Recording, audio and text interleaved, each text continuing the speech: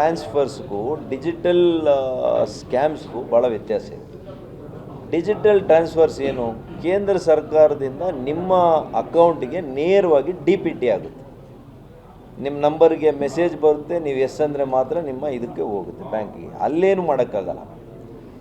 ಅವ್ರು ಏನು ಮಾಡ್ತಾರೆ, ನಿಮ್ಮ ಆಧಾರ್ ಕಾರ್ಡ್ ತಗೊಳ್ಳೋದು ಎಲ್ಲಿಂದನೋ.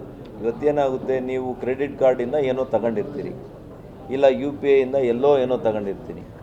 ಅಲ್ಲಿಂದ ಅಂಗಡಿಗಳ ಹತ್ರ ಇನ್ಫಾರ್ಮೇಷನ್ ತಗೊಳ್ಳೋದು, ಟಿಕೆಟಲ್ಲಿ ಇನ್ಫಾರ್ಮೇಷನ್ ತಗೊಂಡು ಅದ್ರ ಮೂಲಕ ಅವರು ಈ ರೀತಿಯಲ್ಲಿ ಸ್ಕ್ಯಾಮನ್ನು ಮಾಡಲಿಕ್ಕೆ ಪ್ರಯತ್ನ ಮಾಡ್ತಾರೆ.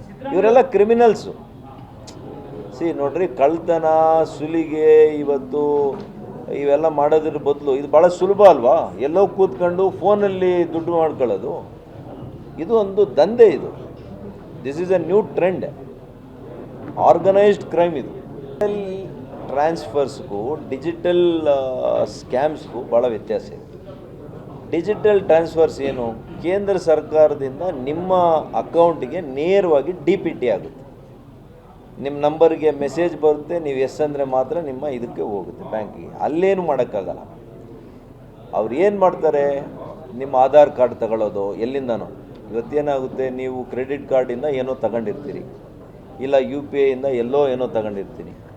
ಅಲ್ಲಿಂದ ಅಂಗಡಿಗಳ ಹತ್ರ ಇನ್ಫಾರ್ಮೇಷನ್ ತಗೊಳ್ಳೋದು, ಟಿಕೆಟಲ್ಲಿ ಇನ್ಫಾರ್ಮೇಷನ್ ತಗೊಂಡು ಅದ್ರ ಮೂಲಕ ಅವರು ಈ ರೀತಿಯಲ್ಲಿ ಸ್ಕ್ಯಾಮನ್ನು ಮಾಡಲಿಕ್ಕೆ ಪ್ರಯತ್ನ ಮಾಡ್ತಾರೆ.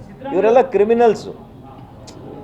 ನೋಡ್ರಿ, ಕಳ್ತನ, ಸುಲಿಗೆ, ಇವತ್ತು ಇವೆಲ್ಲ ಮಾಡೋದ್ರ ಬದಲು ಇದು ಭಾಳ ಸುಲಭ ಅಲ್ವಾ? ಎಲ್ಲೋ ಕೂತ್ಕೊಂಡು ಫೋನಲ್ಲಿ ದುಡ್ಡು ಮಾಡ್ಕೊಳ್ಳೋದು, ಇದು ಒಂದು ದಂಧೆ. ಇದು this is A new trend, organised crime. ಇದು